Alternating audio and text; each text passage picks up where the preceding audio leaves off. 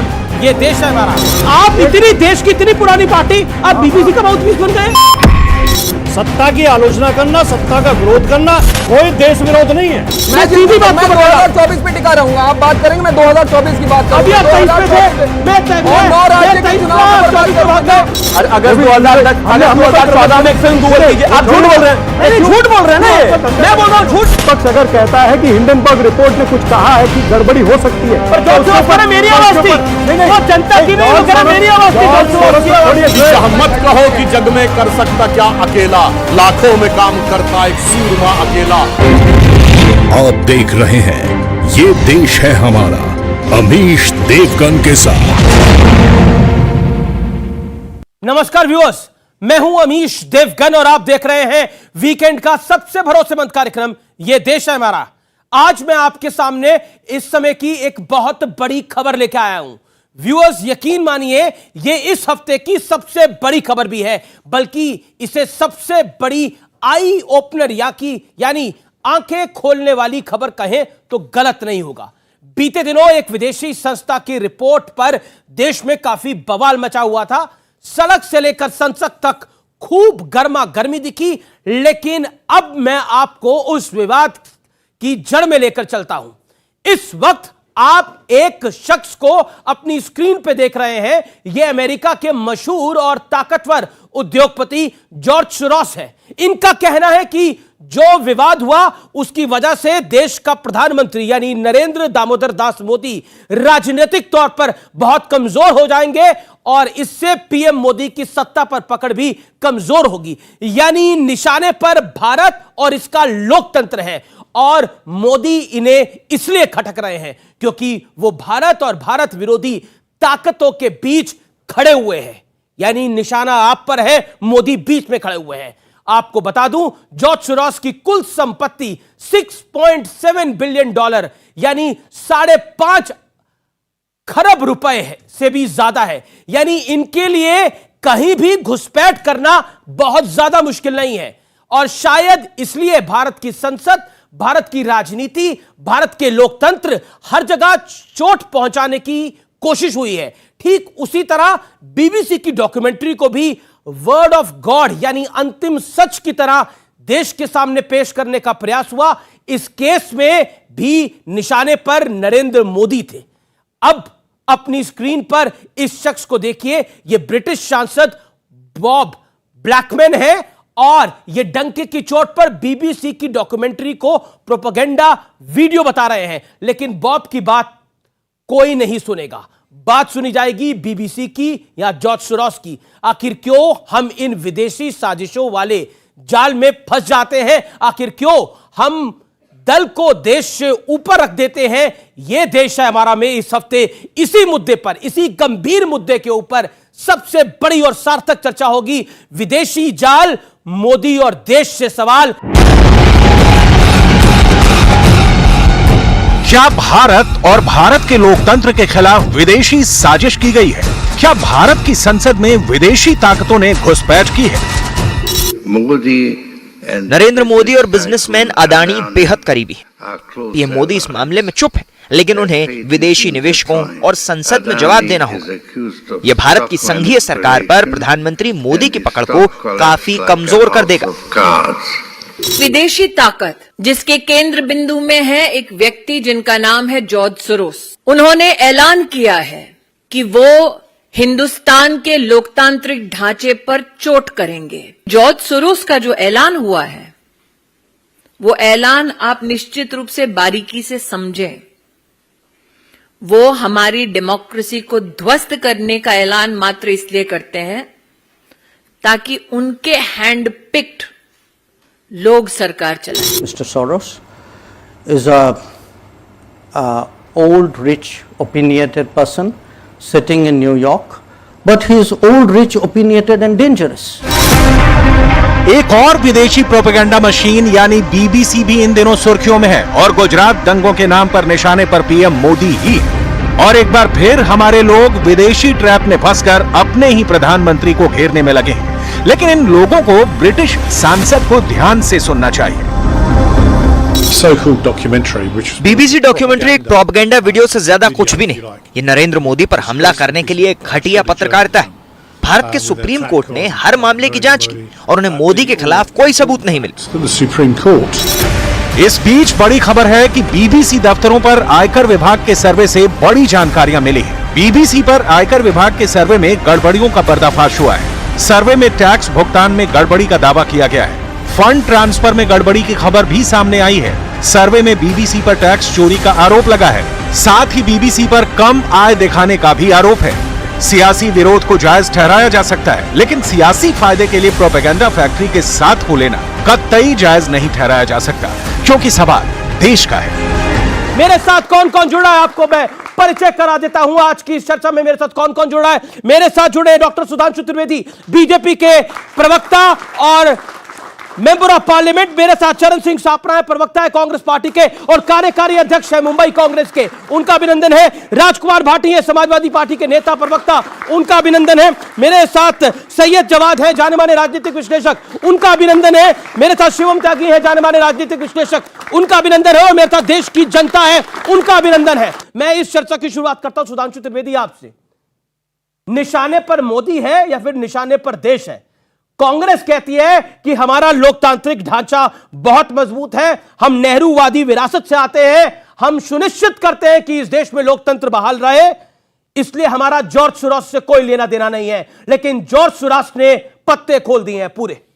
देखिए, अब कांग्रेस की स्थिति वो हो गई जॉर्ज सोरोस के बोलने के बाद, जो एक पुराना गीत था ना कि अपनों पे सितम गैरों पे करम, ए जाने वफा ये जुल्म न कर, आगे की लाइन थी रहने दे अभी थोड़ा सा भरम। तो भरम था वो खत्म कर दिया उसने।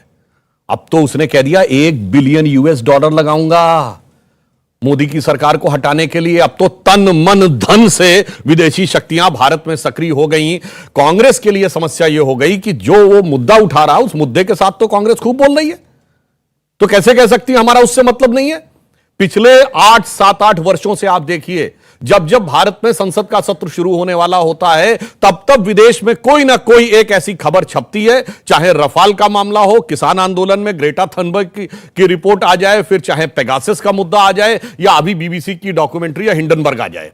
और उधर से वो लोग सुर लगाते हैं और इधर से लोग ताल लगाते हैं, और अब उधर से भी ताल लगाने वाले मिलने लगे हैं। तो दोनों हाथों से ताली बज रही है, यह पूरे देश को दिखाई पड़ रहा है। और अब यह नकाब पूरी तरीके से हट गया है। व्यूअर्स के लिए कितने पैसे लगाने की बात कही है जॉर्ज सोरोस ने, अगर आप उसका अनुवाद करके बता दें। $1 बिलियन। उसने कहा $1 बिलियन तक का हम फंड लगाएंगे। इसका अर्थ क्या हो गया? $1 बिलियन आप समझते हैं, $1 अरब, $1 अरब रुपया नहीं। तो आप सोचिए कि कितना पैसा लगाने की बात हो रही है, और वो भी मोदी को। और ये इतना ही नहीं, अब मैं एक और इसमें बात गंभीरता से कहना चाहता हूं। ये सारा विषय हिंडनबर्ग से शुरू हुआ ना। हिंडनबर्ग के ऊपर अमेरिका में क्यों रोक लगी है? क्योंकि वो शॉर्ट टर्म सेलिंग करती है। शॉर्ट टर्म सेलिंग करने वाली कंपनी होती है कि ₹100 का शेयर है और वो कहती है हम 1 हफ्ते बाद खरीदेंगे, मगर कंपनी को मुझे आज का रेट देना पड़ेगा। अगर 1 हफ्ते बाद वो शेयर 100 का 120 हो गया तो ₹20 का कंपनी को फायदा, अगर 100 का 80 हो गया तो कंपनी को 20 का नुकसान। अब इन्होंने क्या किया कि शेयर खरीदे अडानी के, और उसके बाद रिपोर्ट की, शेयर धड़ाम से नीचे गए, करोड़ों करोड़ रुपए कमाए। अब वो करोड़ों करोड़ रुपए नहीं कमाए जाते केवल रिपोर्ट पे अगर यहां से सुरताल न लगाई गई होती कांग्रेस के द्वारा। तो अब समस्या तो इस पैसे की है, वो पैसा किसने कमवाया, किसके लिए कमवाया। चरण सिंह सापरा वो कह रहे हैं कि सुर और ताल लगवा रही है कांग्रेस पार्टी, पैसे लगवा रही है जॉर्ज सोरोस के थ्रू, भारत को डिस्टेबलाइज करने के लिए, नरेंद्र मोदी को हराने के लिए विदेश के साथ आप लोग मिलकर मोदी को हराने का प्रयास कर रहे हैं। अब यह बहुत गंभीर आरोप है। और क्या आपको लगता है, क्योंकि जॉर्ज सोरोस ने जो बात बोली है और वो सब कुछ सबके सामने है, पब्लिक डोमेन में है, वो अपने आप में बहुत बड़ी बात है, ऐसा कोइंसिडेंस कैसे हो सकता है? जो मुद्दे आप उठा रहे हैं वही मुद्दा जॉर्ज सोरोस उठा रहा है, और वो कह रहा है मैं उसके लिए पैसे भी लगा रहा हूं हिंदुस्तान में। देखिए, कोइंसिडेंस की बात आप कर रहे हैं, मैं आपको बता दूं कि हमारे जो राष्ट्रीय नेता हैं जयराम रमेश जी, उन्होंने तो क्लियर कट कहा है कि इस देश का जो लोकतंत्र है वो कोई जॉर्ज सोरोस नहीं चलाते हैं। और सच बताऊं कि पिछले दिनों के अंदर जिस तरह से भारतीय जनता पार्टी घिरी है अडानी के विषय पर, जिस तरह से उनको जवाब देना पड़ रहा है, और जिस तरह से ये बीबीसी डॉक्यूमेंट्री जो उसको लेकर के रेड हुई है, दोनों इशू के अंदर भारतीय जनता पार्टी को देश के अंदर बहुत सा जवाब देना पड़ रहा है जनता को, वो जवाब नहीं दे पा रहे हैं। तो ये कहीं ना कहीं विक्टिम कार्ड खेलने का प्रयास हो रहा है कि ये विदेशी साजिश जो है, मैं कहता हूं कि ये विक्टिम कार्ड है। विदेशी साजिश तो भारतीय जनता पार्टी भी करती रही है। पेगासस के जरिए से क्या किया उन्होंने, विपक्ष के लोगों पर जो कुछ हुआ पेगासस के जरिए आप सबको पता है। जी, जी। और उसके बाद में भी इजरायली कंपनी, ऐसी इजरायली कंपनी जिसने रिकॉर्ड पर लिखा हुआ, उनकी साइट पर लिखा है कि हमने विभिन्न देशों के 30 चुनावों को हमने मैनेज किया है, 30 चुनाव के अंदर हमने मैनिपुलेशन किया है। उस कंपनी को भी भारतीय जनता पार्टी के लोग, जिस तरह से आप कहते हैं ना कदमताल, उस कंपनी के साथ भी कदमताल इनकी लगी हुई है। और फिर बताइए, पर जॉर्ज सोरोस कह रहे हैं, मैं वापस पूछ रहा हूं आपसे, जॉर्ज सोरोस कह रहे हैं मैं $1 बिलियन लगाऊंगा मोदी को निपटाने के लिए। बोलिए इस पर क्या बोलेंगे। और वो कहते हैं कि नरेंद्र मोदी अगर भारत की संसद में कमजोर होगा तो अपने आप चीजें ठीक हो जाएंगी। ये इसको आप इससे कैसे पार पाइएगा? ये अपने आप में बहुत सनसनीखेज है ये सब चीजें। जॉर्ज सोरोस तो ये पिछले कई वर्षों में ऐसा देखा नहीं गया है, इस तरह का ओपन एंड शट केस नहीं है कोई। जॉर्ज सोरोस ने बीबीसी का उल्लेख किया। मुझे बताइए कि जो दैनिक भास्कर उन्होंने मोदी का उल्लेख किया। एक मिनट मेरी बात होने दीजिए। उन्होंने मोदी का उल्लेख किया, उन्होंने बीबीसी का उल्लेख नहीं किया। उन्होंने मोदी का उल्लेख किया। आप गलत कोट कर रहे हैं। ना, मैं ये कह रहा हूं कि ये रेड जो है दैनिक भास्कर पर भी हुई थी, न्यूज लॉन्ड्री पर भी हुई थी, क्विंट पर भी हुई थी, न्यूज क्लिक पर भी हुई थी, और एनडीटीवी अडानी से पहले जहां था उन पर भी रेड हुई थी। तो क्या वो भी सब विदेशी साजिश में शामिल है? जब लोकतंत्र के चौथे स्तंभ पर हमला होगा, हथौड़ा चलाया जाएगा, विपक्ष अपनी आवाज उठाएगा। जयराम रमेश जी ने कहा कि वो नेहरूवादी विरासत के साथ हैं। बिल्कुल, नेहरूवादी विरासत तो क्या थी? नेहरू जी जब प्रधानमंत्री बने, जो हम कहते हैं ना 15 अगस्त 47 को, तो वाइसराय कौन था? लॉर्ड माउंटबेटन थे। भारत की सेना का चीफ कौन था? जनरल रॉय बूचर थे। भारत का एयरफोर्स का चीफ कौन था? थॉमस एल्महर्स्ट थे 1950 तक। आईबी चीफ कौन था? वो भी ब्रिटेन का था। तो विदेशी छाया के तले रहते हुए ही तो नेहरूवादी विरासत है, और इसीलिए आज तक उस विरासत का प्रभाव नहीं हट पा रहा है। भारत की मीडिया कुछ बोलेगी उस पर भरोसा नहीं है, भारत की सेबी बोलेगी भरोसा नहीं है, भारत की एलआईसी पे भरोसा नहीं है, एसबीआई भरोसा नहीं, भारत की आर्मी पे भरोसा नहीं, भारत के एयरफोर्स पे भरोसा नहीं है, भारत के कोर्ट पे भरोसा नहीं है, भारत की संसद पे भरोसा नहीं है। मगर विदेश में कोई एक मीडिया की रिपोर्ट छप जाएगी, उसी में भरोसा। यही तो नेहरूवादी विरासत। पब्लिक का भी रिएक्शन होगा, क्योंकि पब्लिक भी अपने हाथ खड़े करेगी इस सवाल के ऊपर, क्योंकि कोई विदेश में बैठा हुआ व्यक्ति तय नहीं करेंगे भारत के लोकतंत्र को, चाहे उसके पास हजारों अरबों $बिलियन हो, लेकिन भारत का लोकतंत्र यहां के कोटि कोटि लोग तय करेंगे और कोई नहीं तय करेगा। यह मैसेज बहुत लाउड एंड क्लियर होना चाहिए। ओके, मैं सीधा रुख करता हूं राजकुमार भाटी का। राजकुमार भाटी, महत्वपूर्ण यह है कि अगर कोई विदेश में बैठा हुआ व्यक्ति यहां पर प्लानिंग कर रहा है, उसको एग्जीक्यूट करा रहा है, तो यह वाकई भारत के लोकतंत्र के लिए चिंता की बात है। और यह कबूलनामा किसी और का नहीं है, किसी एजेंसी का नहीं है, ये खुद जॉर्ज सोरोस का है। क्या आपको लगता नहीं है कि कहीं ना कहीं यह सवाल भारत के अब लोकतंत्र पे खड़ा हो जाता है? नहीं, एक हमारे गांव में 2 भाइयों की लड़ाई हो गई जी। एक भाई जाके पुलिस बुला लाया, तो दरोगा जो आए, दरोगा जी, उन्होंने उन भाई को गाली दी और उसके 2 थप्पड़ मार दिए। तो फिर दोनों भाई उस दरोगा को गुथ गए और उसकी खूब पिटाई की। उसने कहा भाई तू तो मुझे बुला के लाया था, बोले तो मैं अपने भाई को पिटवाने के लिए थोड़ी लेकर आया था या गाली देने के लिए थोड़ी लेकर आया था। इस देश पे अगर हमारे मोदी जी से लाख मतभेद सही, सुधांशु जी से मतभेद सही, भारतीय जनता पार्टी से मतभेद हो, लेकिन जब देश पे कोई बात आएगी तो हम सब एक हैं। जॉर्ज सोरोस जैसों की कोई हैसियत नहीं है जो इस देश का कुछ बिगाड़ सके। आपने अपने वक्तव्य में जो बात कही, मैं उससे 100% सहमत हूं। आखिर में जो आपने कहा, क्या इस देश को जॉर्ज सोरोस जैसे लोग चलाएंगे या इस देश की जनता चलाएगी? 130 कहते हैं हम, अब तो 140 करोड़ से थोड़े ऊपर हो गए हैं, तो 140 करोड़ कहना शुरू कर देना चाहिए हमें। ये इस 140 करोड़ इस देश का फैसला करेंगे। कोई जॉर्ज सोरोस जैसे लालाओं की क्या हैसियत है? ये देश है, ये इतना मजबूत देश है, देश दुनिया का सबसे बड़ा लोकतंत्र है, वो इसका क्या बिगाड़ेंगे? लेकिन उस लाला को कोई माला पहनाकर अगर अपनी सेटिंग कर रहा हो तो क्या करिएगा? लेकिन अमीश जी, हम गलती कहां करते हैं जी? हम मोदी विरोध को देश विरोध क्या पेश करते हैं। आपने जो पूरा वक्तव्य सुनवाया, एक भी शब्द उन्होंने देश के खिलाफ नहीं बोला। उन्होंने कहा इससे मोदी कमजोर हुए हैं, और उसने तो अपनी राय दी है उसने अपनी। मोदी यानी प्रधानमंत्री नहीं, डेमोक्रेसी सुनिए, सत्ता की आलोचना करना, सत्ता का विरोध करना, सत्ता में बैठे लोगों के खिलाफ आंदोलन करना, अरे आप करिए ना, कोई देश विरोध नहीं है। जॉर्ज सोरोस कह रहे मैं $1 बिलियन डाल रहा हूं मोदी को कमजोर करने के लिए, तो इससे बड़ा प्रूफ क्या चाहिए? और मेरी तो कोई टेलीफोन पर बात हुई नहीं है, मैंने जो आपने सुना है वो सुना है। तो वही तो सुना है, उसका केवल एक बात कुछ कहना चाहते हैं। उसने कहा है जी, इस रिपोर्ट से मोदी कमजोर हुए हैं। ये तो सबको दिखाई दे रहा इस है। रिपोर्ट से नहीं, उन्होंने क्या बोला है दूसरी कि बात- प्रधानमंत्री मोदी सदन में अगर कमजोर होंगे तो भारत में कमजोर हो जाएंगे, ये कहा है, और फिर नरेंद्र मोदी तो सत्ता कमजोर से हो निपट जाएंगे, जाएंगे, ये तो कह रहा ये हूं। तक कहा है। ओके, सुधांशु त्रिवेदी की बात। दूसरी बात ठीक है, बोलने से पहले बोल ले रहा हूं। सुधांशु जी ने जो चिंता जाहिर की, सुधांशु जी ने किसान आंदोलन का भी नाम लिया, लेकिन देश के लाखों किसान 1 साल तक पूरे सड़कों पर बैठे रहे और 700 किसान मर गए, उस पर चिंता जाहिर नहीं की। अडानी को थोड़ा सा नुकसान हो गया, उस पर चिंता। यह बीजेपी की राजनीति है। बीजेपी को अडानी को बचाना है, देश के किसान मजदूर गरीब को नहीं बचाना है। अडानी को 2007 में फूड कॉर्पोरेशन ऑफ इंडिया का 15 साल का कॉन्ट्रैक्ट मिला था with an assured interest of 12%। वो किसने दिया था? हमारी सरकार ने दिया था, मनमोहन सिंह जी की सरकार ने। और किसान आंदोलन, और चूंकि इस संदर्भ में महत्वपूर्ण हो जाता है कितना हकीकत था और कितना फसाना था, इसका प्रमाण यह है कि इन सबसे ज्यादा कांग्रेस ने उठाए किसान आंदोलन पंजाब में साफ हो गए। सबसे बड़े पंजाब के नेता, मैं किसी का नाम लेके उनके लिए अपमानित नहीं करना चाहता, सबसे बड़े किसान नेता चुनाव लड़े, पंजाब में जमानत जब्त हो गई। उत्तर प्रदेश के सबसे बड़े किसान नेता, उनके गांव में भाजपा को वोट ज्यादा मिला, इंपॉर्टेंट नहीं है, उनके गांव के उनके बूथ पर उनको उतने वोट नहीं मिले जिससे ज्यादा लोग उनकी पंचायत में बैठे रहते थे। इससे आपको पता लगता है कि सिस्टम क्या था और वो क्या था। जो इन्होंने भाटी जी ने बात कही, शब्द तो बहुत सही कहा, मगर इसमें एक बात बोल गए, ये जॉर्ज सोरोस जैसे लोगों को हैसियत कौन देता है? अमेरिका में लीमैन ब्रदर क्राइसिस आई 2008, सबसे बड़ा, ठीक है, और वो उनके बहुत बड़े सिस्टम की कमजोरी थी जिसके सब प्राइम लेंडिंग क्राइसिस आई। एक बयान बताइए अमेरिका के किसी विपक्षी दल ने क्वेश्चन उठाया हो। 9/11 हुआ, कितने भी उस समय पकड़ पकड़ के अमेरिकियों ने मारा भी, एक बयान दिखाइए। अभी अमन अल जवाहिरी को पिछले साल मारा है, एक बयान दिखाइए जिसमें किसी विपक्षी दल ने अमेरिका में कहा मुझे सबूत दिखाओ अमन अल जवाहिरी कहां मारा गया। किसी ने कहा हो कि ओसामा बिन लादेन मारा गया तो हमें सबूत दिखाओ। मगर जानते एकता क्या होती है कि संकल्प लिया रिपब्लिकन पार्टी के जॉर्ज बुश ने और पूरा किया उसको बैरक ओबामा ने, जो डेमोक्रेटिक पार्टी था। मगर यहां क्या बताएं, देश की अर्थव्यवस्था हो या कानून व्यवस्था हो या सुरक्षा हो, सब पे राजनीति करके हैसियत हम देते हैं। आपने बिल्कुल सही कहा। वो दरोगा को जो लेके आया था ना भाई, उसी ने दरोगा को हैसियत दी थी, अन्यथा घर में ही सेटल कर लेते तो दरोगा की दरोगाई चलती नहीं। जी, ओके ओके, अब मैं आपका रुख करता हूं।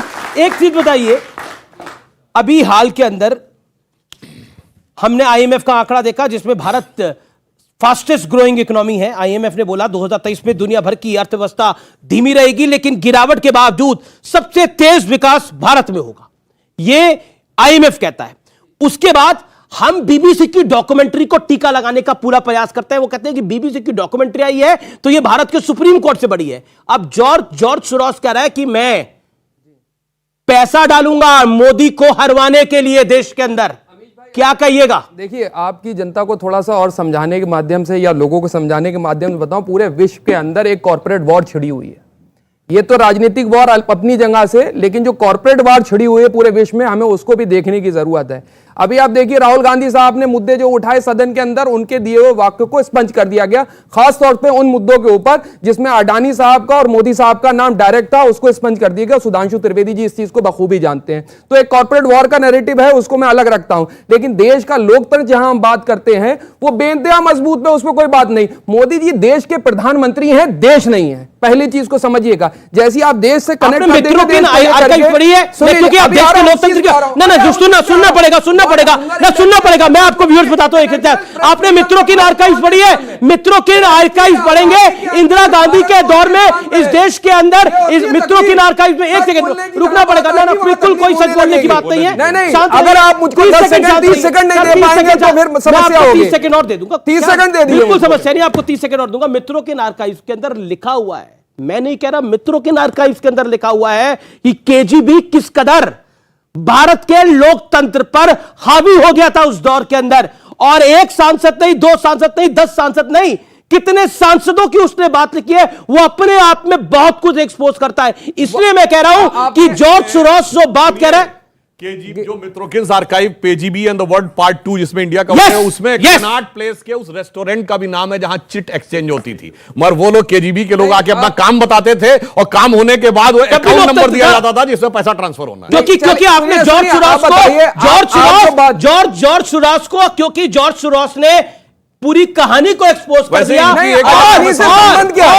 भारतीय जनता पार्टी इसलिए का उसको अदानी आप से पसंद नहीं संबंध कर क्या रहे है? आप। जवाब इनकी एक बात का मैं समर्थन करता हूं, इनकी बात का थोड़ा समर्थन नहीं, करता हूं। भारतीय जनता पार्टी का अडानी के साथ संबंध क्या है? जेपीसी की विपक्ष डिमांड कर रहा था, अगर कुछ ऐसा गलत नहीं है तो जेपीसी बैठा लिए और जांच कर लीजिए। तो जांच उसमें में क्या यही आपत्ति जाता है? है। हटाइए ना उनको हटाइए, लेकिन अडानी को क्यों सेव करा जा रहा है? यही तो मुद्दा है। ओ, किशोर अडानी जी, के किशोर नाम जी। पर आप जॉर्ज सोरोस को लेकर के आएंगे, एक इधर से कॉर्पोरेट का घराना खड़े करेंगे, दूसरा उधर से खड़ा करेंगे। आप जेपीसी कराइए और जांच करवा लीजिए अडानी जॉर्ज सोरोस को कौन लेकर आया? जॉर्ज सोरोस को नहीं, कौन नहीं, लेके आया है? जॉर्ज सोरोस को, अच्छा तो आपको क्या कहने का मतलब, कांग्रेस लेकर के आई है? जॉर्ज सोरोस को कौन नहीं, लेकर नहीं, आया है? कांग्रेस लेकर के आपको आई है। कौन लग रहा है? मतलब 56 इंच का आपको सीना कौन लग मारा रहा है? प्रधानमंत्री जी का, इतना बड़ा लोकतंत्र होने के बावजूद, आज तमाम अंकल आपकी कुछ कह रहे सीटें थे, होने खड़े के होके, बावजूद खड़े होके। आप जॉर्ज सोरोस की बात कर रहे हैं, बुजुर्ग उससे आदमी क्या है। लेना देना? कांग्रेस का नाम नहीं लिया गया, अभी दोनों कांग्रेस का नहीं किया कि वो नहीं, लेके वो- आए हैं। वो बात ये तो कर रहे हैं। आपकी अपनी सोच है, हमारी सोच ये नहीं है।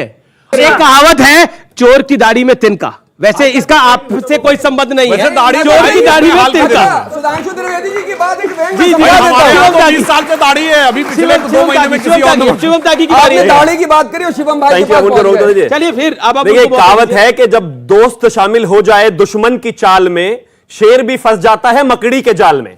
और ये रियलिटी है कि इसमें कांग्रेस का हाथ है, और उसका एग्जाम्पल भी है। इन्होंने कहा कि ऐसा तो नहीं हो सकता, सोरोस पूरा का पूरा वही बोल रहा है जो राहुल गांधी और कांग्रेस चाहते हैं। ये 2011 का सोरोस का स्टेटमेंट है, जब हमारी जीडीपी 5.4 हुआ करती थी। India's importance in world economy has risen, George Soros 2011। हमारी उस समय जीडीपी थी 5.4, आज है 6.1। आप मुझे एक चीज बताइए, 2011 में जब यह देश बुरी तरीके से स्ट्रगल कर रहा था, ऑल टाइम डेथ्स हाई थे, उसके अलावा जितने भी करप्शन के केसेस थे सब बाहर आ रहे थे, जब तो सोरोस को बड़ा आनंद आ रहा था, यह देश बहुत अच्छी डायरेक्शंस में जा रहा था। आज जब यह देश आगे बढ़ रहा है तमाम स्ट्रगल्स को पार करके, तो सोरोस को दर्द है। एक राजकुमार भाटी जी ने कहा कि नहीं नहीं, उसने मोदी को, देश को नहीं कहा, मोदी को कहा है। पढ़ लीजिए भाटी जी आपके लिए। 2020 में वैश्विक विश्वविद्यालय की शुरुआत करने के लिए $100 करोड़ देने की बात कही थी।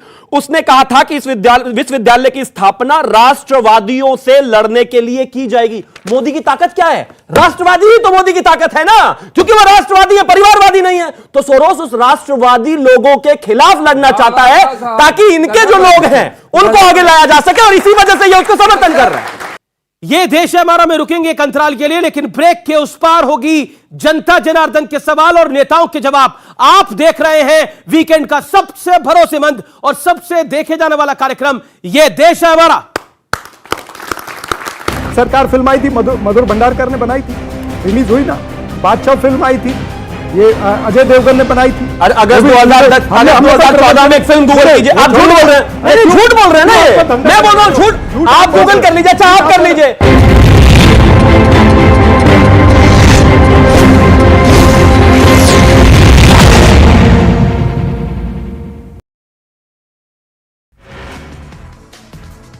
कूनो पहुंचे साउथ अफ्रीका से आए 12 चीते, सीएम शिवराज सिंह चौहान ने चीतों को बाड़े में छोड़ा। सीएम शिवराज ने पूछा कमलनाथ से फिर सवाल, कहा झूठी घोषणाएं करना बंद करें कमलनाथ, महिलाओं के रैन बसेरे बनाने के वादे का क्या हुआ। सीएम शिवराज ने चीतों के आने पर जताई खुशी, कहा भविष्य में भी बढ़ती रहेगी संख्या, चीतों को लाने में पीएम की अहम भूमिका। महाशिवरात्रि के मौके पर सीएम शिवराज पहुंचे बड़वाले महादेव मंदिर, बाबा के किए दर्शन, पूजा आरती कर लिया आशीर्वाद। दमोह के जागेश्वर नाथ धाम पहुंचे केंद्रीय मंत्री प्रहलाद पटेल, बाबा की आरती में हुए शामिल। प्रदेश के पूर्व मुख्यमंत्री कमलनाथ पहुंचे शिव मंदिर, पूजा पाठ कर भोलेनाथ का लिया आशीर्वाद। गृहमंत्री नरोत्तम मिश्रा भी पहुंचे शिव मंदिर, भगवान भोलेनाथ की पूजा अर्चना, स्वामी अखिलेश्वरानंद महाराज से भेंट कर लिया आशीर्वाद। सीहोर के कुबेरेश्वर धाम में रुद्राक्ष शिवलिंग की पूजा अर्चना, लोगों का उमड़ा जनसैलाब। रुद्राक्ष शिवलिंग में 7 दिनों तक होती है विशेष पूजा। उज्जैन में महाशिवरात्रि पर उमड़ी भक्तों की भीड़, रात 10 बजे से लगाई गई भक्तों की लाइनें, भक्तों की सुविधा के लिए खास इंतजाम। उज्जैन के महाकाल मंदिर में महाशिवरात्रि की धूम, दरबार में टूटेगा भक्तों का रिकॉर्ड, शिप्रा तट पर जलेंगे 21 लाख दिए। टीकमगढ़ के कोटेश्वर महादेव मंदिर में भगवान शिव और माता पार्वती के विवाह की रस्में शुरू, बारात में शामिल होने पहुंच रहे श्रद्धालु, फूलों से सजाए गए मंदिर। महाशिवरात्रि पर शिव में हुई संस्कारधानी, शिवालयों में उमड़ा भक्तों का जनसैलाब, कचनार सिटी शिव मंदिर में भक्तों की लंबी लंबी कतारें। बागेश्वर धाम के प्राचीन महादेव मंदिर और बालाजी धाम में उमड़ी भक्तों की भीड़, नारियल बांधने और पूजा पाठ करने पहुंच रहे भक्त। उज्जैन में सुबह 5 बजे निकाली गई प्रभात फेरी, बड़ी संख्या में शिव भक्त हुए शामिल, मुख्य रास्तों से होते हुए सिंधुलेश्वर महादेव मंदिर पहुंचे भक्त। मध्य प्रदेश में फ्यूल कॉस्ट एडजस्टमेंट में बदलाव की तैयारी। अब हर महीने घट बढ़ सकती हैं बिजली की दरें। विद्युत नियामक आयोग ने जारी की सूचना। सागर में खाना खाने के दौरान कर्मचारी की मौत का वीडियो हुआ वायरल। छतरपुर में डीजे के इस्तेमाल से विफरे काजी, निकाह पढ़ने से किया इनकार। 4 घंटे मनाने के बाद मानी काजी। सागर में यात्रियों से भरी बस हादसे का शिकार, 4 की मौत, 24 से ज्यादा लोग घायल। दमोह में छेड़छाड़ से मना करने पर बदमाश ने किया हमला। युवती के पिता को मारा चाकू, पुरानी रंजिश में दिया वारदात को अंजाम। दमोह में गर्भवती महिला ने 2 बच्चियों के साथ खाया जहर। सभी की हालत नाजुक। पारिवारिक विवाद का मामला ऐसा है। बागेश्वर धाम में 121 कन्याओं का विवाह के लिए बनाएगा 121 मंडप। कन्यादान के लिए देश भर से पहुंच रहे लोग। खजुराहो में G20 समिट की तैयारियां जोरों पर। वीडी शर्मा ने बैठक बुलाकर की तैयारियों की समीक्षा। 23, 24 और 25 फरवरी को होना आयोजन। कूनो पहुंचे साउथ अफ्रीका से आए 12 चीते। सीएम शिवराज सिंह चौहान ने चीतों को बाड़े में छोड़ा। सीएम शिवराज ने पूछा कमलनाथ से फिर सवाल। कहा झूठी घोषणाएं करना बंद करें कमलनाथ। महिलाओं के रैन बसेरे बनाने के वादे का क्या हुआ। सीएम शिवराज ने चीतों के आने पर जताई खुशी। कहा भविष्य में भी बढ़ती रहेगी संख्या। चीतों को लाने में पीएम की अहम भूमिका। महाशिवरात्रि के मौके पर सीएम शिवराज पहुंचे बड़वाले महादेव मंदिर। बाबा के किए दर्शन, पूजा आरती कर लिया आशीर्वाद। दमोह के जागेश्वर नाथ धाम पहुंचे केंद्रीय मंत्री प्रहलाद पटेल। बाबा की आरती में हुए शामिल। प्रदेश के पूर्व मुख्यमंत्री कमलनाथ पहुंचे शिव मंदिर। पूजा पाठ कर भोलेनाथ का लिया आशीर्वाद। गृहमंत्री नरोत्तम मिश्रा भी पहुंचे शिव मंदिर। भगवान भोलेनाथ की पूजा अर्चना। स्वामी अखिलेश्वरानंद महाराज से भेंट कर लिया आशीर्वाद। सीहोर के कुबेरेश्वर धाम में रुद्राक्ष शिवलिंग की पूजा अर्चना। लोगों का उमड़ा जनसैलाब। रुद्राक्ष शिवलिंग में 7 दिनों तक होती है विशेष पूजा। उज्जैन में महाशिवरात्रि पर उमड़ी भक्तों की भीड़। रात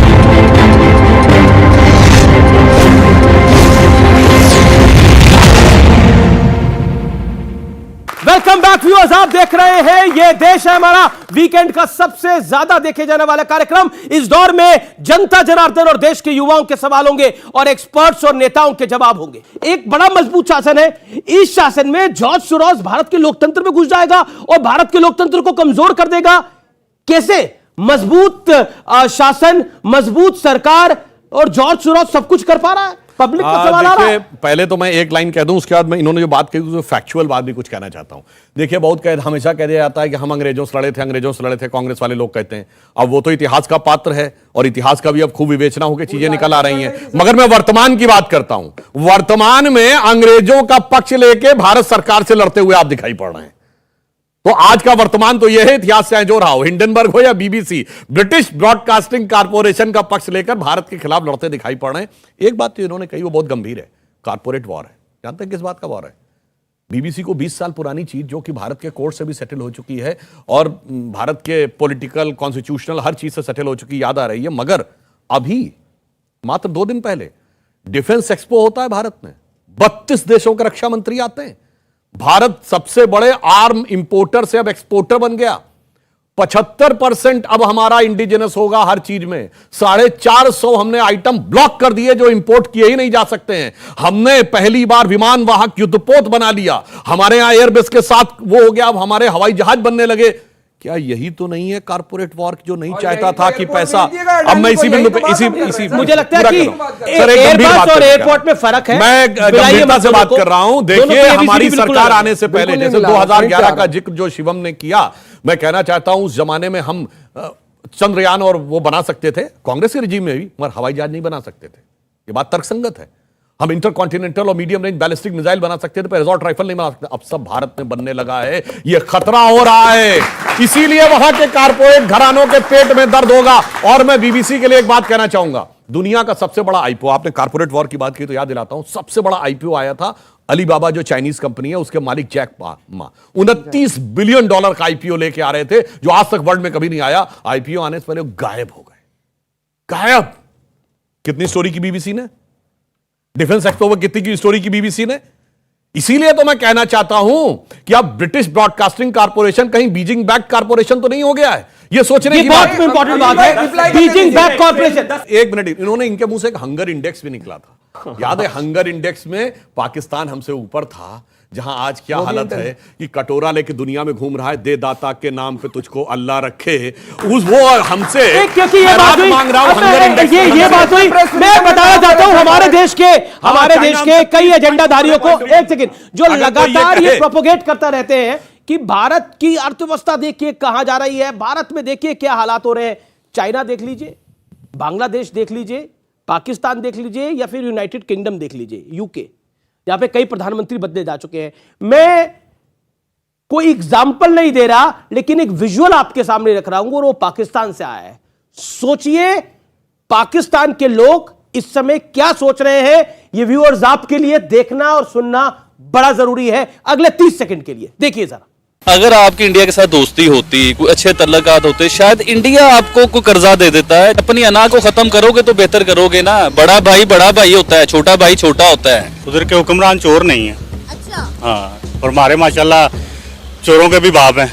इंडिया को तभी कम्पीट किया जा सकता है जब हम इंडिया को दुश्मन की निगाह से नहीं, हम उसको उस्ताद की निगाह से देखेंगे। रियलिटी यही है कि हम ऑलमोस्ट सारे सेक्टर्स में इंडिया से बहुत पीछे हैं। ये पाकिस्तान के हालात है, और वहां के लोग, वहां के न्यूज चैनल्स नरेंद्र मोदी की तारीफें कर रहे हैं। वो कहते हैं कि भारत की सरकार ने अपने आप को इस वैश्विक मंदी के दौर में बहुत अच्छे से बैलेंस किया। और सिर्फ पाकिस्तान नहीं, यूरोपियन कंट्रीज तारीफ कर रही हैं। अभी अमेरिकन बिजनेसमैन ने तारीफ करी और कहा, प्रधानमंत्री देश के बारे में कहा कि इंडिया की जो सिचुएशन है वो बड़ी बेटर है और इकोनॉमी बेटर होगी। ये भारत ही ऐसा देश है जो एयरबस से इस दौर में भी सौदा कर रहा है। 2 कंपनीज का सौदा होता है, लेकिन वो सौदा गवर्नमेंट टू गवर्नमेंट होता है। प्रधानमंत्री मोदी बैठते हैं और फ्रेंच हेड बैठते हैं। तो ये महत्वपूर्ण है जानना। मैं इसी के ऊपर आना चाहता हूं, और शिवम त्यागी, वैसे एक लाइन अगर आपकी अनुमति हो तो बोल दूं। जी, ये वही पाकिस्तान है जहां मणिशंकर अय्यर और सलमान खुर्शीद जाके कहे थे मोदी को हराना है तो आप लोग साथ में आइए। तो देखिए पाकिस्तान का नाम आता ही दिल में कैसे फीलिंग आ जाती है। अरे कैसे आलोचना कर दी पाकिस्तान। ये दरिया दिली और हमारे साथ संग दिली। ठीक है, अब चरण सिंह साहब, अरे सर छापरा जी बोल रहे हैं। अब तो भाजपा भी कह रही है कि छापरा जी को बोलने दीजिए। अब आप थोड़ा शांत होइए महाराज, आप ही को प्रवक्ता समझ रहे हैं वो। ऐसा है, सवाल ये है, सोरोसो जो है वो इस देश की राजनीति को नहीं चला सकता, ये पहली बात है, और कांग्रेस ने भी ये कहा है। हम तो ये कहते हैं जो इस देश के अंदर चल रहा है, या तो मान लो पापा या झेल लो छापा, ये चल रहा है। इसके विरुद्ध हमारी आवाज है। पापा झेल लो छापा, हाँ, या तो पापा मान लो या तो झेल लो छापा, यानी बीबीसी को पापा, देश के, या तो मान लो पापा या बीबीसी को पापा मान ले। क्यों? नहीं, या पापा, या तो मान लो पापा या झेल लो छापा। तो इस तरह से ये जो देश के अंदर चल रहा है, और जो सबका साथ सबका विकास बोलते हैं, सबका साथ और अडानी का विकास जो चल रहा है, इसके विरुद्ध कांग्रेस पार्टी बात को रखिए। शिवम त्यागी, फिर मैं ऑडियंस का सवाल ले रहा हूं। आप ही का अमीर जी, आप ही का एक सवाल था कि नरेंद्र मोदी जी जैसा ताकतवर इंसान अगर इस देश की सत्ता में है तो सोरोस जैसे कैसे घुस सकते हैं। 23 जून 1757 में इस देश में एक लड़ाई हुई थी पलासी में, सिराजुद्दौला और क्लाइव के बीच में। क्लाइव के पास अप्रोक्सीमेटली 30,000 से ज्यादा लोग, 3,000 के पास लोग थे, और सिराजुद्दौला के पास 30,000 से ज्यादा की सेना। लेकिन प्रॉब्लम क्या हुई कि सिराजुद्दौला का एक सैनिक मीर जाफर जाकर क्लाइव से मिल गया। वो 30,000 की सेना हार गई और वो 3,000 वाला जीत गया। हमारे देश में जो मीर जाफर है ना, उन्हीं से तो डरने की दिक्कत है, उन्हीं से तो परेशानी है। किसको कह रहे हैं आप? सोरोस से मिला हुआ कौन है? समझने वाले ना समझे हुआ नाड़ी है। तो अब देखिए, अब डर इसी बात का है जी। अब मीर जाफर के ऊपर राजकुमार भाटी का कमेंट बनता है, शांत रहिए आप। राजकुमार भाटी, मैंने बहुत शांतिपूर्वक और बहुत ध्यान से अब तक की आपकी डिबेट सुनी है, एक एक शब्द सुना है। ये तो बात सही है, और बीच में बोला भी नहीं है बिल्कुल। सपा का व्यक्ति इतनी शांति से सुने तो सुखद अनुभव। नहीं, ये तो सुनते हैं, बोल ले। ये भारतीय जनता पार्टी का मनोवैज्ञानिक खेल है, जिसको एक एक वाक्य में, एक एक शब्द में हम समझ रहे हैं, और जो समझदार दर्शक हैं वो भी समझ रहे हैं। ये जब इनकी सत्ता खतरे में आती है, जब इनका बहुमत खतरे में आता है, जब इनके खिलाफ देश में जनाक्रोश होता है, जनविरोध होता है, फिर ये पाकिस्तान, मुसलमान, अमेरिका और चीन इनकी आड़ में ही छिपते हैं। अब ये पेश करने की कोशिश कर रहे हैं कि देखो मोदी तो बहुत देश को आगे ले जा रहे हैं, लेकिन अमेरिका का षड्यंत्र है। और उस अमेरिका को बुला के हाउडी मोदी करते हैं, यहाँ वो करते हैं क्या, नमस्ते ट्रंप करते हैं। तो उसी चीन के राष्ट्रपति को झोला झुलाते हैं, उसी पाकिस्तान में बिना कार्यक्रम के पहुंच जाते हैं, उन्हीं लोगों से पींगे बढ़ाते हैं। ये केवल मनोवैज्ञानिक खेल है और कुछ भी नहीं है।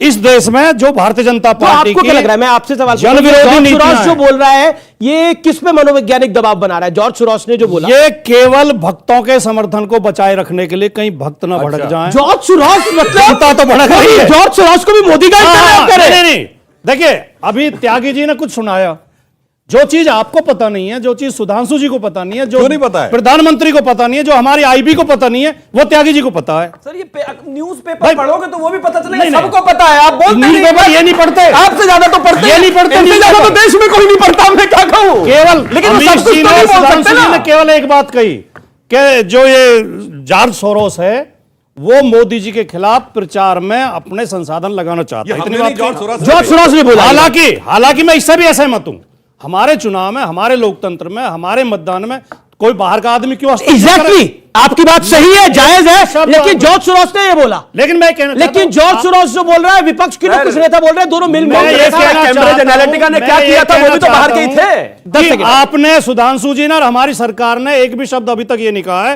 कि जॉर्ज सोरोस कोई हमारे देश के खिलाफ षड्यंत्र कर रहा है। तो स्मृति ईरानी ने तो बोली है, किसी पार्टी के खिलाफ या मोदी के खिलाफ हो ना, देश के खिलाफ। सुधांशु त्रिवेदी स्मृति ईरानी ने तो प्रेस कॉन्फ्रेंस करी है, उसने कैटेगोरिकली, मैं कोट करता हूं स्मृति ईरानी को। स्मृति ईरानी ने क्या बोला है मैं आपको बता देता हूं। स्मृति ईरानी क्या कहती हैं, भारत के लोकतंत्र में दखल देने की कोशिश हुई है, लोकतांत्रिक ढांचे को हिलाने की पुरजोर कोशिश की गई है। जॉर्ज सोरोस के सीधे निशाने पर नरेंद्र मोदी है। पीएम मोदी ऐसे गलत इरादों के सामने सिर नहीं झुकाएंगे। जवाब, देखिए ये देश तो नहीं है, निशाने पे नरेंद्र मोदी हो सकते हैं, बीजेपी हो सकती है। ये कह रहे हैं कि हम ये विषय को ला रहे हैं, हिंडनबर्ग, बीबीसी और जॉर्ज सोरोस, उनके साथ मिले सुर मेरा तुम्हारा तो आप कर रहे हैं, फिर सुर बने हमारा कर रहे हैं और आरोप हम पे लगा रहे हैं। अरे आप मत बोलिए उसके ऊपर, सारा मामला खत्म हो जाता है, उनके सब मामला ठंडा हो जाता, मगर आप ही बोल रहे हैं। मगर अफसोस अब क्या हो रहा है, ये कह रहे थे कि जो हमारी विदेश नीति में बहुत सारी बातें बोलते थे तो सब छोड़ दीजिए, मगर एक हम मजेदार बात बताएं। इन्होंने तो हम पे आरोप लगाया था ना कि हाउडी मोदी में मोदी जी अमेरिका में जाके हस्तक्षेप कर रहे हैं। नमस्ते नहीं, आपने कहा था हाउडी मोदी में आपकी बार ट्रंप सरकार क्यों बोल दिया था। मैं तो ये कहना चाहूंगा, कभी कभी इल्जाम भी बड़े हसीन होते हैं। इनके जमाने में ये इल्जाम लगता था कि सीआईए या अमेरिका हमारे देश के चुनावों को प्रभावित कर रहा है। अब अगर ये बोल रहे हैं कि इनको लगता है कि हम उनके चुनाव को प्रभावित कर रहे हैं, तो ये तो इल्जाम ऐसा इतना हसीन है कि आपको इस्तकबाल करना चाहिए कि हमारी ये हैसियत तो हुई कि कोई मेरे बारे में ये सोचे, मोदी जी के बारे में।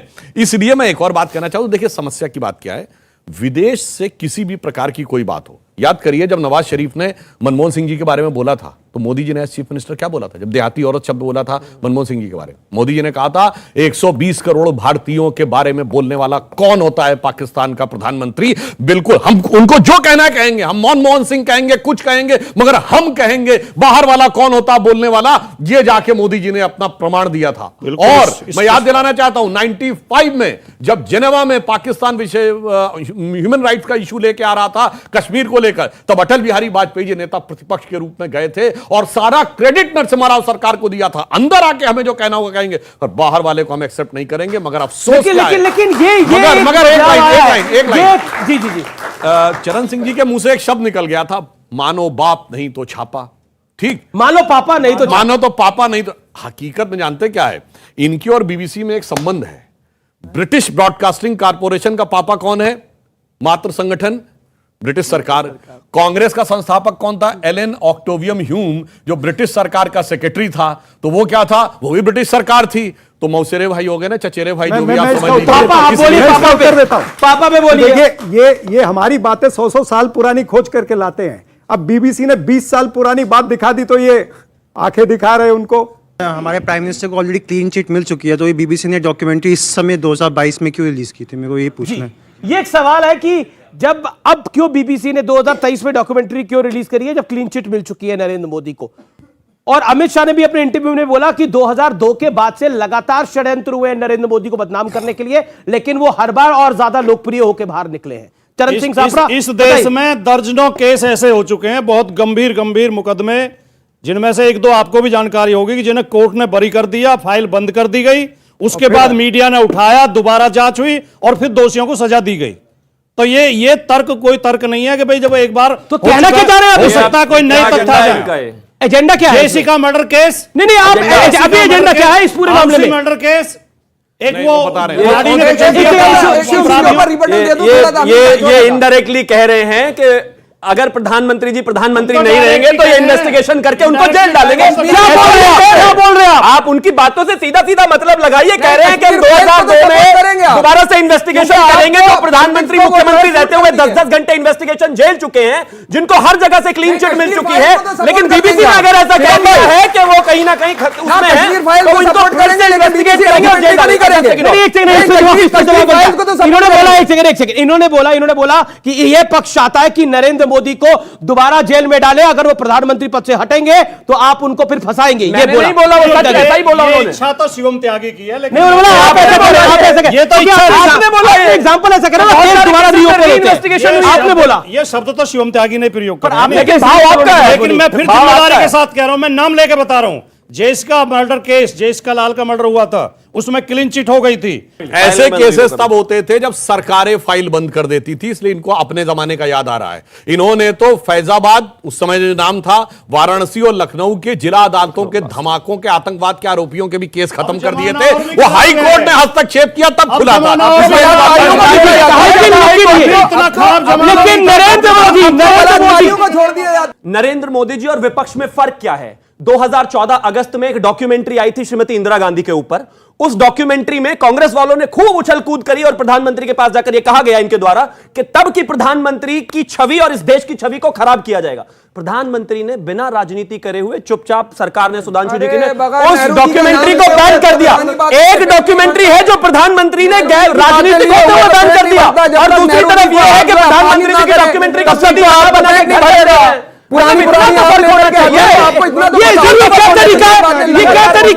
चरण सिंह छापरा की बारी है। शिवम त्यागी की इंफॉर्मेशन जो है वो गलत है। मैं आपको बताऊं, हिंदू सरकार फिल्म आई थी, मधुर भंडारकर ने बनाई थी, रिलीज हुई ना। बादशाह फिल्म आई थी, ये अजय देवगन ने बनाई थी। अगस्त 2014 में एक फिल्म गूगल कीजिए। आप झूठ बोल रहे हैं, झूठ बोल रहे हैं ना। ये मैं बोल रहा हूँ झूठ, आप गूगल कर लीजिए। अच्छा, आप कर लीजिए।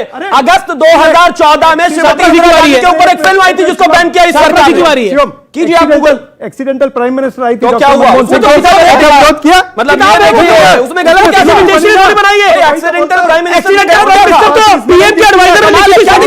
इसमें नहीं पड़ती है कि भाई एक फिल्म आई और हम उसको बीबीसी को बैन कर दें। इस तरह से नहीं होता है, या बीबीसी पे रेड कर दे। ये कांग्रेस पार्टी अभी तो आपने बोला कश्मीर फाइल्स भेजा है, तब ये हाल है। प्रोपेगेंडा दिखा करके भारतीय जनता पार्टी के लोग जो है बड़ी वाहवाही लूटते हैं।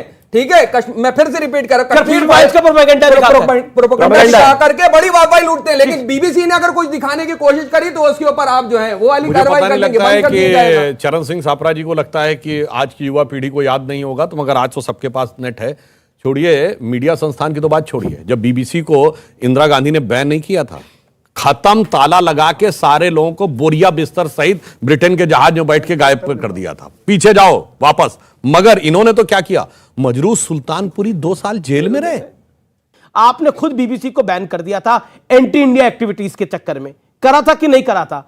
तब आप सही थे।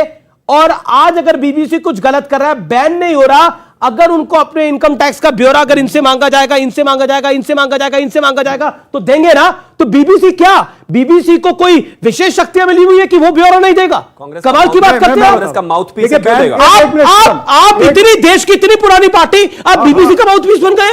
नहीं, कोई बीबीसी का माउथपीस नहीं बना। मैं इसको यही खारिज करता हूं। सवाल ये है कि जिस तरह से ये बीबीसी का सारा मामला चला है, इसमें लोकतंत्र, इसमें जो चौथा स्तंभ है हमारा लोकतंत्र का, उसके ऊपर कहीं ना कहीं हमला हो रहा है। अमित शाह ने एक इंटरव्यू दिया और अमित शाह ने बहुत स्पष्ट रूप से बोला कि 2024 में कोई टक्कर में नहीं है। क्या कहना चाहते हैं आप? देखिए, गृह मंत्री अमित शाह जी ने कहा कि कोई टक्कर में नहीं है 2024 में। इन्होंने कहा नहीं, सपोर्ट करने वाले बहुत आएंगे। जानते कहां से? 7 समंदर पार में तेरे पीछे। अरे भाई, अहंकार है वो बीबीसी, हिंडनबर्ग, ये जॉर्ज सोरोस, बहुत से लोग इस तरह का अहंकार तो रावण को भी था। इस तरह का अहंकार तो रावण को भी था। वो भी कहता था कि तीनों लोग पे मैं भारी पड़ सकता हूं। हाँ, सही बात है। लेकिन मंडोदरी ने क्या कहा था? मंडोदरी ने क्या कहा था? मंडोदरी ने कहा था, सुनिए, मंडोदरी ने कहा था कि राजा की मूर्खता का भुगतान जनता को करना पड़ेगा, प्रजा को करना पड़ेगा, ये वही हो रहा है। बिल्कुल सही कहा था, अहंकार था रावण को, और अगर उस ढंग का अहंकार वही दिखा है नरेंद्र तो इंडिया मोदी इज ने इंदिरा एंड और इंदिरा इज भारतीय इंडिया में जनता दिखा, पार्टी में उस ढंग का अहंकार दिखा कि भारतीय बड़ा जनता पेड़ पार्टी गिरता है और तो नरेंद्र धरती मोदी हिलती जी है, में भी वही 5000 अहंकार है। सिखों की और वो हत्या हो अहंकार गई आपको तो दिखा धरती है। हिल गई, वो वो अहंकार था। आपको दिखा और है वैसा पार्लियामेंट अहंकार के अंदर। दिखा जब कहते मैं अकेला सब पे भारी हूं, जब ये कहते मैं अकेला सब पे भारी हूं, तो वो इंडिया अहंकार, से भारी नहीं वो है ना, अहंकार। वो तो इंडिया इज नहीं, पर उसमें आप कह रहे हैं कि जब नरेंद्र मोदी कहते हैं मैं अकेला सब पर भारी हूं, वो नहीं, अकेला खड़ा हूं। मैं अकेला सब पर भारी हूं, मतलब उन्होंने बोला कि मैं अकेला बोल रहा हूं और सब लोग सामने शोर मचा रहे हैं। देखिए, सपा, कांग्रेस, आम आदमी पार्टी, एनसीपी, डीएमके सब साथ मिलकर शोर मचा रहे थे, तो वो तो प्रधानमंत्री बोले थे जो आप शोर मचा रहे थे, उसमें अहंकार कैसे? ये प्रधानमंत्री जी का अहंकार है, और जो विपक्ष जो आवाज उठा रहा था वो जनता की आवाज उठा रहा था। विपक्ष अगर कहता है कि हिंडनबर्ग रिपोर्ट ने कुछ कहा है कि गड़बड़ी हो सकती है, पर जॉर्ज सोरोस कह रहे मेरी आवाज थी, नहीं, वो जनता की नहीं, वो कह रहे मेरी आवाज थी, जॉर्ज सोरोस की आवाज थी। जॉर्ज सोरोस तो आज पैदा हुआ, आज नहीं पैदा हुआ, काफी बुजुर्ग आदमी है। जब पार्लियामेंट में चर्चा हो रही थी तब जॉर्ज सोरोस नहीं था। ये तो आज अरे ये पीछे तस्वीर चल रही है, ये आज पैदा हुआ दिख रहा है आपको? ये आज पैदा हुआ आदमी दिख रहा है आपने चर्चा में आज पैदा किया। जी जी, देखिए, जो प्रधानमंत्री जी ने कहा ना अकेला सब पे भारी, आज नहीं है, 2002 से भारी है। जिस जमाने की ये डॉक्यूमेंट्री की बात कर रहे हैं, क्या क्या जमीन आसमान एक नहीं, क्या इनकी सरकार थी तब इनके सांसद लिख के अमेरिकी सेनेट को भेजते थे कि मोदी जी को वीजा मत देना, जबकि उन्होंने अप्लाई नहीं किया था। ये उनके खिलाफ खड़े रहे, और सुनिए, ये जितने लोग इकट्ठा रहे सब टिमटिमाते हुए तारों की तरह बुझते रहे और मोदी जी किस ढंग से उभरते रहे। मैं एक लाइन में कहना चाहूंगा मोदी जी की तरफ से कि यह मत कहो कि जग में कर सकता क्या अकेला, लाखों में काम करता एक सूरमा अकेला, आकाश में करोड़ों तारे हैं टिमटिमाते पर जग प्रकाश करता एक चंद्रमा के। जी जी, नरेंद्र मोदी के ऊपर देखिए, मैं अहंकार है ये। देखिए, मैं सिर्फ इतना कहना चाहता हूं कि अगर एजेंडा भी जो है विदेश से लाना पड़े तो इनकी अपनी नीति तो खैर क्या ही होगी, और ये बात अच्छी तरीके से जानते हैं कि भारत जोड़ो यात्रा में 65 कंटेनर तो बाय डिफॉल्ट पीछे लेके चल रहे, तो 6,500 लोग तो पीछे थे ही, कहीं भी आपने इससे ज्यादा लोग देखे नहीं होंगे। जानते ये भी हैं, समझते ये भी हैं, लेकिन मजबूरी है सापला जी की चाहे भाटी जी की, अब कहना तो अपनी पार्टी के बारे में ही है। इस वाक्य में मुद्दों की बातें छूट गई। 9 या 10 राज्य के जो चुनाव चल रहे हैं उसके ऊपर कोई चर्चा करने को तैयार नहीं, और उसके लिए आपने 2024 में सुन लीजिए, 2024 के अंदर जो है साफ पिक्चर सामने आ जाएगी जिस तरीके से चुनाव तो भी एक राज्य में हो चुका है, एक राज्य में हो रहा है और बाकियों में अनाउंस नहीं हुआ है। 9 राज्यों में पूरे साल में चुनाव हो रहे हैं। पिछले साल का ट्रैक रिकॉर्ड 2000, अभी देखो चुनाव की बात करी ना, चुनाव की बात करी आप लोगों ने, सुना चुनाव की बात करी, अब एक सवाल, चुनाव की बात करी, आप देखिए इन्होंने मुंह में हाथ डाला है। आपने बोला देखिए 9 राज्य, जो चुनाव 9 राज्यों में भी 2 राज्यों में है, बाकी 7 राज्यों में होगा। पिछले साल 2022 में 7 राज्यों में चुनाव हुआ, बीजेपी कितने राज्यों में जीत के आई? अगर सच बोलिएगा, बीजेपी जीत करके त्रिपुरा में करके आई, इसमें 7 राज्यों में चुनाव हुआ, कितने में जीत के आई बीजेपी? जवाब दीजिए, जवाब दीजिए। अगर चुनाव ही सबसे बड़ा पैमाना है, 2000 राज्यों में चुनाव हुआ, 2024 इत्मीनान से बात करते हैं ना, इतना गुस्सा क्यों कर रहे हैं? मैं कह रहा हूं 7 राज्यों में चुनाव हुआ, 7 में से कितनों में बीजेपी जीती, कितने में विपक्ष जीता? जवाब दीजिए आप। भारतीय जनता पार्टी जीत करके आई बहुत सी जगह पे, बहुत अच्छी बात है। 7 में से नंबर होगा ना? नहीं, सुनिए आप तो राजनीतिक विशेषज्ञ हैं, आपको बात घुमा कर, मैं जिस मुद्दे पे मैं सीधी बात, मैं 2024 पे टिका रहूंगा। आप बात करेंगे, मैं 2024 की बात करूंगा। मैं 2024 के, मैं आपको बताता हूं, ये जो 2024 ये जो इतना, अब एक पुरानी कहावत है, वो ये जो उतना मुस्कुरा रहे हैं, क्या गम है जो छुपा रहे हैं? मैं इसको अलग तरीके से पढ़ता हूं, मैं पढ़ता हूं, ये जो इस जवाब से इतना कतरा रहे हैं, क्या सच है जो छुपा रहे हैं? मैं आपको बताता हूं, 7 राज्यों में चुनाव हुआ, 5 में बीजेपी जीत के आई, इसलिए ये छुपा रहे हैं, इसलिए ये बोल नहीं पा रहे हैं। इसका मतलब ये है कि सच्चाई को छुपाकर, यानी भरी दोपहरी में सूर्यास्त बोलकर रात नहीं होती। चाहे एजुकेशन का बजट हो गया, चाहे स्वास्थ्य का बजट हो गया, 20 सेकंड मान्यवर, इन्होंने कहा हाल के चुनाव पे बेरोजगारी के ऊपर उस पर बात नहीं हो रही है, आप देख लीजिएगा उसके ऊपर क्यों शिक्षा का बजट काटा गया, क्यों स्वास्थ्य अभी चुनावों पे अभी बेरोजगारी के ऊपर लेकर के आ रहे हैं, इसीलिए 2024 के अंदर ज्यादा तकलीफ होने वाली है। एक तारीफ आपकी करना चाहता हूं, पहले तो जनाब के लिए ताली बजाइए। इतना तेज तो मुद्दों, सुनिए आप सुनिए, इतना तेज तो हुसैन बोल्ट नहीं भागता जितनी तेजी मुद्दों से भागते हैं। इतना तेज तो हुसैन बोल्ट नहीं भागता, लेकिन आपकी तारीफ है भाई। ओके, देखिए, इन्होंने कहा वर्तमान की बात की जाए चुनाव की, तो त्रिपुरा में चुनाव संपन्न हो चुका है। इनसे पूछे कांग्रेस पार्टी कितनी सीटों पर चुनाव लड़ी है त्रिपुरा में? कम्युनिस्ट और कांग्रेस नहीं, मैं बता देना चाहता हूं, पूरी बात कर लूं सर, पूछ के बाद देखिए इन्होंने, और मतलब बताइए 60 सीटों की विधानसभा में इतने सीटों पे लड़ रहे हैं, और कांग्रेस और कम्युनिस्ट दोनों ने गठबंधन कर रखा है। यानी आज से 2018 में चुनाव था जब कम्युनिस्टों की सरकार थी, जनता को विश्वास नहीं था कि भाजपा अकेले लड़ सकती है। आज कम्युनिस्ट और कांग्रेस दोनों को विश्वास नहीं कि वो भाजपा से अकेले लड़ सकते हैं। और सुनिए, त्रिपुरा में इनकी गठबंधन है और केरल में लड़ाई है। अरे त्रिपुरा में मोहब्बत, केरल में लड़ाई, अरे मार डाला, दुहाई दुहाई। जी जवाब। गठबंधन तो भारतीय जनता पार्टी का नहीं क्या गठबंधन? तो क्या इनका गठबंधन कहा? महाराष्ट्र के अंदर गठबंधन क्या है? एकनाथ शिंदे 50 खोखे सब कुछ ओके, ये इनको क्यों स्ट्रेटेजी कहलाए? किस तरह से बना? 50 खोखे सब कुछ ओके। आपको भी पता है जिस तरह से कर्नाटका की सरकार वहां पर छीनी गई है, जिस तरह से मध्य प्रदेश की सरकार छीनी गई है, उस तरह से ये खुलेआम उनके एमएलए नहीं था ना इनके साथ भाई, उनके एमएलए ने बोला ना कि 50 खोखे सब कुछ ओके। कांग्रेस ने थोड़ी कहा है। पर आप लेफ्ट तो वही दर्शा रहा हूं। तो आप केरल में भी लेफ्ट के साथ आ सकते हैं क्या? भाई लेफ्ट के साथ में तो पहले भी कांग्रेस रही है। नहीं, सुनिए, इनका अद्भुत स्ट्रेटेजिक अलायंस है। सुनिए एक मिनट, सुनिए साहब, ऐसा बेहतरीन राजनीतिक समन्वय कोई नहीं दिखा सकता। महाराष्ट्र में शिवसेना के साथ गठबंधन है और केरल में मुस्लिम लीग के साथ। ऐसा आपको उदाहरण कहीं नहीं। और बंगाल में फुरफुरा शरीफ के साथ, बंगाल में पीरजादा अब्बास सिद्दीकी, भारतीय जनता पार्टी के भी अलायंस होते हैं पीडीपी के साथ। लेकिन ये और सुनिए हमीद जी, वो जो पुराना 50 साल पुराना गाना था, रुख से जरा नकाब हटा दो मेरे हुजूर, नकाब हटेगा तो स्ट्रेटेजिक अलायंस वाले बीबीसी भी दिखेगा, हिंडनबर्ग भी दिखेगा, जॉर्ज सोरोस भी दिखेंगे और सारे विदेशी भी दिखेंगे अलायंस में। ये राहुल जी के लिए है कि लगाकर आग शहर को, ये राहुल जी ने कहा, उठा है दिल में आज तमाशे का शौक बहुत, झुकाकर सर सभी ये शाह परस्त बोले, हुजूर का शौक सलामत रहे है शहर और बहुत। कि कांग्रेस पार्टी अपने निश्चय पर दृढ़ है।